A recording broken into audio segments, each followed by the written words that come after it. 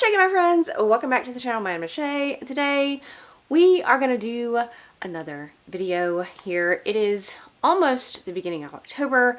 While it's supposed to be spooky season, I am still stuck in the season of love. If you don't know or haven't watched my channel, I have been stuck in this romance kind of binge since June. I have recently started to read, build more fantasy sci-fi back into my reading, which has also been fantastic, but romance has me in this chokehold. So prior to June, I did dabble in romance. I would read maybe a romance every couple of months, that kind of thing. I mostly read traditional romance, and the romance that I read that was self-published were books that were popular, that were recommended. And I always had a mixed bag. Now, I love me some Abby Jimenez and I love me some Emily Henry. Most of their books. I despise some of them, but mostly those are the only two authors that I care for that are popular romance authors. Okay, that have popular books. I don't know what it is, but my tastes do not align with other people's tastes. The same goes for any kind of reading, fantasy, whatever. The really popular series, sometimes I'll be like, I don't understand the hype for this. I don't understand this. But specifically, we're talking about romance at the current moment. So I have read a lot of underhyped romance or not talked about romances since June, and I have read a lot of popular romances since June. There has been one popular book that has hundreds of thousands of ratings that I literally had to make myself barge through because I was buddy reading it, that I don't understand the hype for. Like, I honestly don't understand the hype for. But the book series that encouraged me to make this video, and I won't talk about it here, but I will say there's a very popular book series that I am almost done reading that quite possibly is going to be my favorite series of all time that has spawned this video concept. I am going to, as I try to navigate what I like in romance, what I don't like in romance. And by the way, my romance error has just come because I have a lot of things going on in life, mental health things, trying to work on myself, trying to do all the things and trying to get out of my head. And world building and complicated fantasy things just have not been at the forefront of my mind, or, you know, I'm just working on myself. And so while I work on myself, I'm just reading light and fluffy. Well, not necessarily light and fluffy, but, you know, easy things to read. So back to this. I have never been a TikTok girly. I actually never even scroll through TikTok, but because I've become a romance reader, I have recently gone on to the TikTok, mostly to get recommendations. And so I don't know if you have, I've also been on YouTube looking for recommendations, but regardless of where you go, it's always the same core books that are recommended over and over and over and over and over again. So I do generally also, I'd like to try to find those hidden gems, so I will also randomly just pick a book to read off the blurb or that I may like, and I have found some hidden gems which I will make a video about later. But this specifically, I kind of, since I read this very popular series and it's become my favorite series of all time, I want to see if I can recreate that by reading popular books that are recommended on TikTok or YouTube, or just have popular ratings on Goodreads, lots of ratings on Goodreads. So I have a wheel and I'm going to spin it. And we're going to see just kind of how I like these books versus how everybody else likes these books. Now, some of the books on this wheel are TikTok favorites currently right now. You type in book recs, romance book recs, you type in whatever trope you want, you type in whatever recommendations. These are the books that are going to come up, and I'll tell you how I added this one to my list. I also went back and just added what used to be popular way back in the day, like maybe 2010, 2012, those kinds of things, 2005, I don't know, that had a lot of people reading. And so who am I going to align with more? The people of the past or the people now? I don't know. Like 50 Shades of Grey is on the wheel. I've never read 50 Shades of Grey. That is one of the most popular romance books ever. I've never read it. So we are going to spin this wheel. Now this is mostly contemporary romance. BDSM is in here, but none of the darker romances. I do have a separate wheel for darker romances as I'm trying to navigate what I like. So I have a separate wheel for darker romances, those kinds of things. that I will be pulling out later in the month because it's spooky season. But anyway, this is mostly contemporary romances. There's enemies to lovers on here. There's bully romances, all of those things. And we're just going to go ahead and get started. And I'm slightly very scared because I've been in such a mood to read lately that I haven't been like, you know, grasping at straws to see what I want to read. I always just kind of pick at random for what I'm in the mood for. So I am interested to see what the wheel is going to give us today as my first book. Okay, so here's the wheel. It's a rather large wheel. I don't know if I can get it to focus. I'm going to try. I don't know. We'll see. We'll see. Oh, good Lord. Okay, this is Punk 57. Well, here is the funny thing about Punk 57. This is by Penelope Douglas. I have actually read Punk 57, and the reason why I put it back on my list is because I absolutely mother freaking hated it. And this is one of the books that gets recommended over and over and over and over and over and over and over again, and this is a great way to start this video. I put it back on my list because now that I read it years ago and now that I'm a different person, my likes and dislikes have changed. I wanted to see if I had changed, you know, because this is one of the most popular books ever by Penelope Douglas, and I want to know, like, if you go and you search up recommendations for bully romance, this one is going to come up. This is going to be like the most popular. Yes, this one is going to come up. Everybody's going to recommend it. I'm interested to read it again. I don't remember much about it from the last time I read it. I don't remember actually much about it at all. But I'm interested to see what my feelings are now. And I will return with my thoughts. I am 30% into Punk 57 for the second time. I went back and looked when I originally read this book, and it was in 2019. So a lot has changed since 2019. I gave this book 2 stars, and I also said the reason that I didn't like it was because there was nothing that this FMC, female main character, could do to redeem herself in my eyes. So I've never read a book where our female main character is a bully. And she is a bully. And of course, she's a bully to hide her own insecurities. However, that's what every bully is. They're all hiding their insecurities. And I don't know. I think there's probably some bully romances out there that I may enjoy. This one is not terrible. I'm not having a terrible time. I'm 30% in. I don't know. I think that both of these characters, our FMC and our MMC, have a lot of baggage. And I don't remember much about this book at all. I remember a few scenes, but nothing is really jogging my memory like where I will remember the whole book. So I really don't know what happens in this book at the present moment because it's been so long since I've read it. But I am not hating it. And I think possibly that I would have hated it by this time 6 years ago. I don't know. We'll kind of keep reading. I'll kind of keep seeing how I'm feeling about it. I don't know. I'm trying to get a feel for these characters. I know that I'm feeling some kind of way towards the female main character because of how she acts to cover up her own insecurities. I know that I don't like people that do that. I mean, those are your bullies, and this is a bully romance. I get it. But I guess I've never read one where it's the female that is a big fat bully, and our male main character is just giving her a taste of her own medicine. And so I've always read it from like the love interest. The male main character is the one that's bullying the female main character. So anyway, it's interesting, and I'm gonna keep reading. Okay, let's chat about Punk 57 because I completed it. Alright, so I think when I first read this book, I didn't know about the different subgenres of romance, and I just picked this book up because it was recommended so often, which led me to give it 2 stars.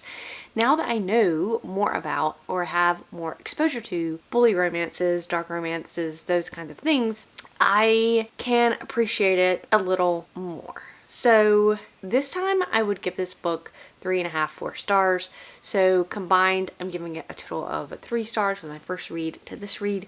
It's really interesting when I go through and look at reviews on this book and the comments on the negative reviews.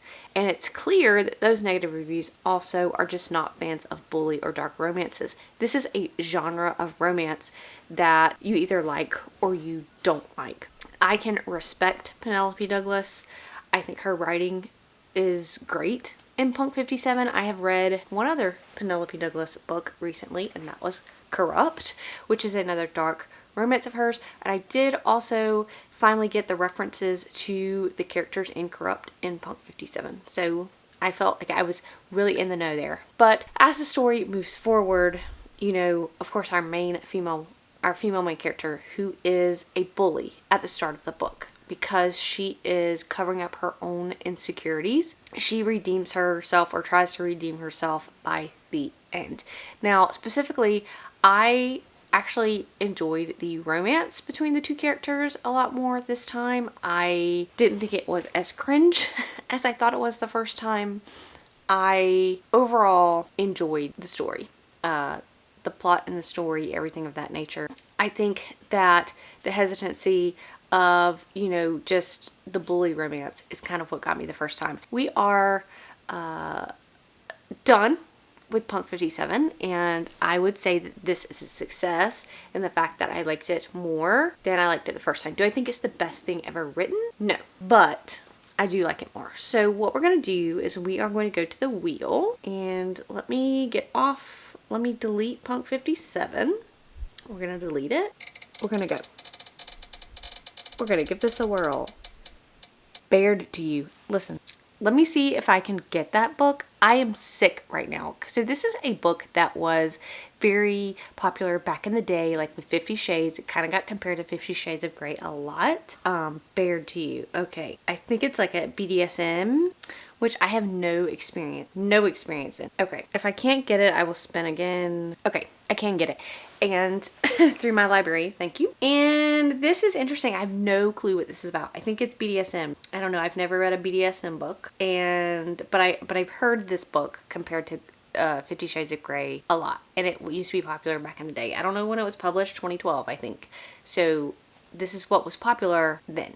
I don't hear many people talk about it anymore as time passes, but I am going to read it and I'm going to come back with my thoughts, because I think this will be an interesting one. Okay, so I'm 50% into Bared to You, and to be honest with you, I was very scared to pick this book up. I was terrified to pick this book up because I thought I would hate it immensely, and I had to keep telling myself, don't worry, Shay, you can DNF if you hate this book. So, but now I'm 50% in, and I am surprisingly, shockingly enjoying my time. Let me tell you, first of all, I read some of the like review things that said this is nothing like 50 Shades of Grey. So this is nothing like 50 Shades of Grey. I just always get these two, like the 50 Shades of Grey and Bared to You, like compared. And I don't know if that's because, I have no idea why that is. But this reads to me like, and I haven't read too many billionaire romances, but this is similar to just like a billionaire romance. He's a billionaire, and he owns the building and the businesses that she works for as an assistant. Anyway, the female main character is getting my nerves just a tad. And I understand that she has a history that we don't know yet. I don't know her history right at this point in time. And I know that she has insecurities and all of that. But originally, it was just going to be sexual relations. And then he offers her more, and she says, no, I just don't have time for it. And then she agrees. But the whole reason she's like, no, I really don't have time for this. She acts like a jealous girlfriend, like a really jealous girlfriend. And I just don't know.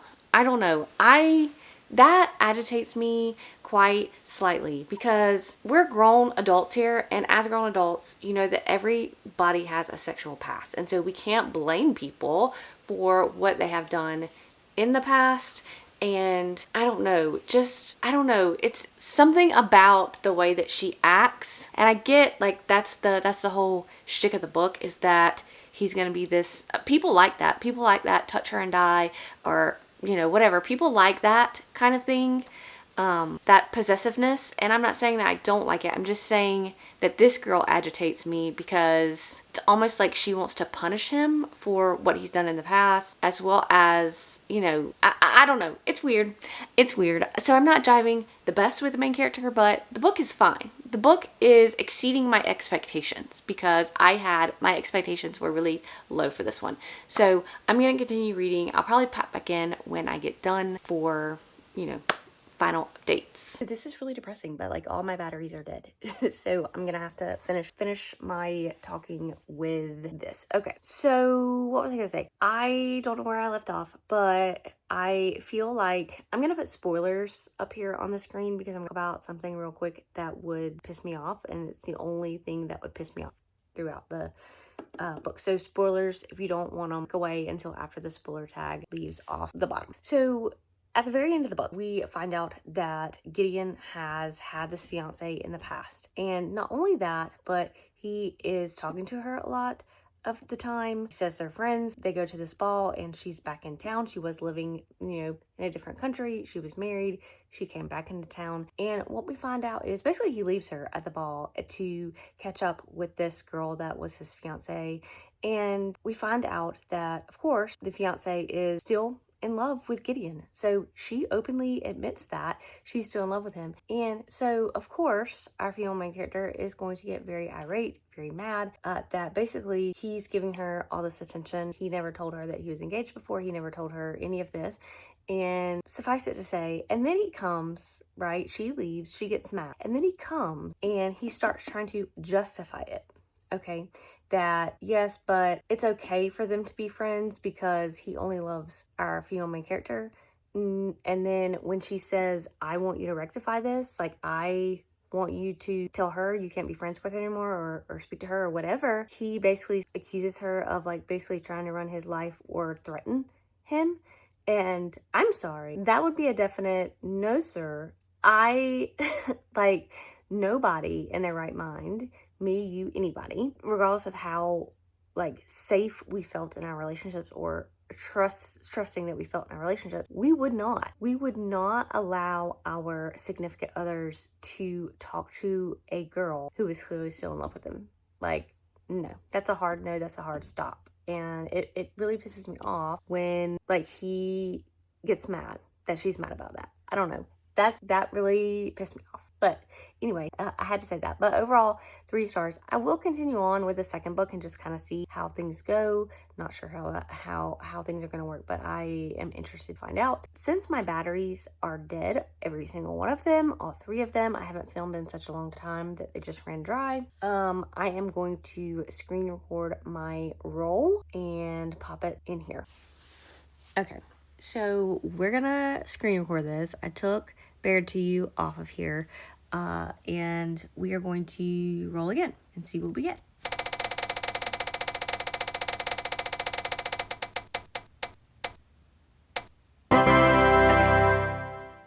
Okay, so my AC just cut on, and I'm sorry for the sounds, but I rolled this Elsie Silver book. Now, listen, on TikTok, they love some Elsie Silver. It's on every single recommendation list that they could give.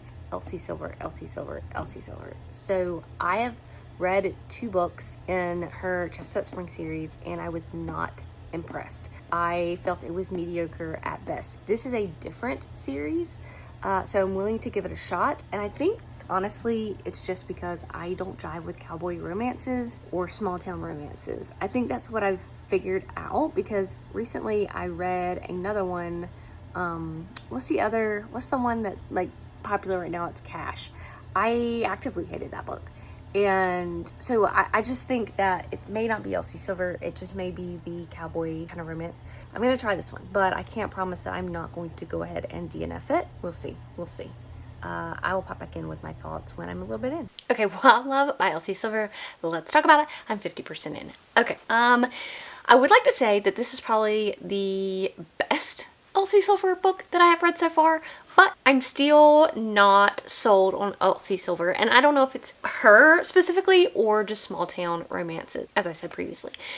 So here's what's aggravating me. We had these 2 people that were kind of, you could tell they liked each other, but there was some tension, some build, where will they, won't they, whatever. Okay, so now they kind of have, right? So I'm 50% of the book. They've kissed. We know they want to be together. Like, da-da-da-da-da. There's 50% more of this book left. What are we going to do in the next 50% of this book? He likes her. She likes him. They have kissed. And now for 50% more of the book, we're going to have to sit there and go, these people be stupid about, well, I can't be with her because of this and I can't be with her because of this. The tension is gone. really, honestly, because they've already kissed. They know. Now it's just annoying. It's just annoying because they won't just be together. Because I feel like in real life, people would just be together. I don't know. This is the kind of books that aggravate me. And I would still read this book if there was some hint of some kind of dramatic drama, something going on that kind of would pull me into the story, but I don't feel like at this time there's any of that. So I don't know what we're going to do for 50% more of this book. So technically, if I were to put this book down and never pick it back up, I could be fine. I don't know. That's just what every one of Elsie Silver's books has done to me. And again, I don't know if it's her specifically or these small town contemporary romances. I don't know. We'll see what's going to happen in the next 50%. I will check in when I get done, probably, with the book. Okay, let's chat about Wild Love because I finished it and overall I'm going to give it 3 stars. I do like this Elsie Silver book more than the other ones that I have read, but I think it's because I just don't like cowboy romances. This one was small town romance. I did read the criticisms on this book for those people that don't like the book, and one of the criticisms was how the 12-year-old in here does not act like a 12-year-old. So I want to address that because while people think that 12-year-olds can't cuss and be dirty and whatever, like I think they are in their heads thinking about what the perfect 12-year-old would be, what a girl that came from a good family that has a stable home life, what that child would be like. We have to remember that this specific child in this book has grown up in a home probably where she's been a lot bit neglected, because when you live in a home where you have a chronically ill, terminally ill member of your family, and I'm speaking about this from a professional standpoint and other things that I can't address, but you tend to, all the focus of her mom probably went to her ill dad and not on her. So she didn't have probably a lot of parenting going on. Now, I have been exposed to a lot of young teens, 12-year-olds who don't come from the best homes or feel neglected, and while they are all good kids, they cuss, they fight, they hit their parents, they act a fool, they sneak out of the house. I know a girl right now who is just turned 13 and she is sneaking out of the house every night to go meet boys. Okay, so we can't sit here and say that, stereotype all 12-year-old girls, because you can't say, oh, well, this 12-year-old girl wouldn't act like this. But we have to think in our heads, like, yeah, she's not like the good 12-year-old girl you're thinking of, but children actually do act out like this. Just saying. So that's one of the flaws that I didn't necessarily agree with. There is a lot of talk about how our male main character constantly talks about how he kind of grew his own business and got his own money, but he does acknowledge that he's a nepo baby, because he is, and he would not have gotten anywhere without his father. His father's rich and famous, so that's how he got in the door to make his money. He does acknowledge that. I personally just didn't jive. The reason why I didn't give this book 5 stars was because I didn't jive with the couple. I didn't really care. I didn't like our female main character. I thought she was bratty. I thought she was annoying, and I just didn't jive with her. And the fact that she waited to break up with her boyfriend, who she's been with for 2 years, but she knew right away that she didn't want to be with him anymore, and she just strung him along, kind of pissed me off. And then her overall attitude pissed me off. So overall, I gave the book 3 stars. I will continue on with the series and see like how future books go. I've heard that the future books are actually better for a lot of people, so I'll continue on. So we are going to roll again. It's really late. It's almost midnight. So we're gonna roll this wheel again and see what we get.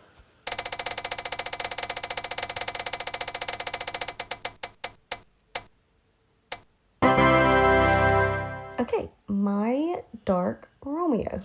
Perfect. And now I am also 35-ish% into My Dark Romeo. This is a very popular enemies to lovers. I will say that I think this book is one of the truest enemies to lovers that I have read. I think they truly don't like each other. I can see that. I also want to say that even though they don't like each other, people like sexual gratification, or they can't go without that portion of their life. So if they're forced to do it with this person, they're going to do it regardless of whether they don't like this person or not, because that's just how humans are. We are sexual beings, okay? I do like the banter. I do like the couple. I'm not immediately drawn in, though. I'm not, like, really honestly, the first chapter of this book, I thought about DNFing, because I was like, I don't like the writing style. I don't like this whole, like, antiquated activities that we're doing, like the whole arranged marriage things, but then we're, like, in modern day. Like, I feel like, even if you're a billionaire, I don't know what goes on in those circles. Like, maybe they do have arranged marriages. I don't know. But the way, it just seems like an antiquated practice for these debutante balls with, that just seems ridiculous to me. But I am going to continue on. I'm going to see where this is going to go. Where is this going to go? I don't know. I find kind of learning about his past is going to be interesting. We'll see how it goes. I'll check in probably when I get done, or if I have different thoughts. Okay, My Dark Romeo, let's chat. I finished it. I waffled between a 2 and a 3 star. I really do not understand the hype on this one. Some of the smutty scenes were really weird, and some decisions that were made were really weird. And also, so this is enemies to lovers, and I felt like we completely were enemies, and then boom, all of a sudden he realizes he's in love with her. No, I feel like it has to be kind of a slow build, and I feel like it didn't meet the mark on this one. So our MMC's chapter, he hates her, he hates her, he hates her. And then in the next MMC chapter, oh, he's in love with her. I didn't buy it. I thought some of it was very awkward. I would say that this one did not live up to me. I did give it 3 stars. I do think there's nothing wrong with the writing. I have tried to read one other LJ Shin book, and also didn't jive with kind of the way the story was told. I don't know, but I wound up giving this one 3 stars. Could have went down to a 2.5, 2 star. Okay, one more book for this vlog. I have my wheel up. We're gonna spin.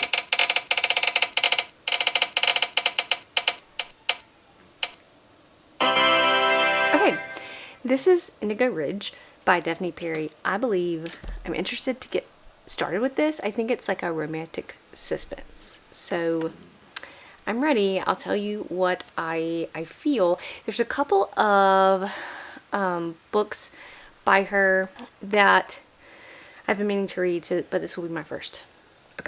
Okay, let's talk about Indigo Ridge. So I finished it before I updated because I really enjoyed this one. I think this one is underhyped. I think this one should get more hype. Okay, I really enjoyed the mystery murder element in this. That's also why I don't know if the rest of the books in the series are gonna work for me. I really enjoyed that aspect to this one, and we're not gonna have it going forward. But I just really love these two characters. I felt like it was a natural romance. Like, a lot of things are, when you read books, they're off the wall crazy. But this one was just natural. And the progression of the romance was believable and natural. And I liked these two characters. So I'm very, very excited that I gave this one 4 stars. Now, that's going to be the end of this vlog because I am done with my regular romance for now. I will be posting one next week for dark romance, so tune into that. But as far as my opinions on if social media, TikTok, whatever, steered me wrong on popular books or books that are recommended, I gave every single one of the books in this video 3 stars except for Indigo Ridge. So did they do anything egregiously wrong to me? No, but I feel like a lot of these books are completely overhyped. And I know reading is subjective, but the amount of recommendations for these books over and over and over and over and over again, I don't know what to say about that, because maybe I just don't jive with what normal people like. I don't know. I think about that. Like, I don't like things that are popular. Is that all that it is? Or are these books really generally not good and people are rating them good because they're popular? I don't know. I tried to leave my bias out of this, and so that's what I did. But catch me next week for my dark romance adventure, which is bound to be an adventure because the only dark romance that I have read, I believe, that I can think of is Corrupt by Penelope Douglas. And spoiler alert, I didn't really get along with it, but we're gonna see what I think about dark romance. I have put some doozies on there, so stay tuned next week and I will catch you guys in the next one.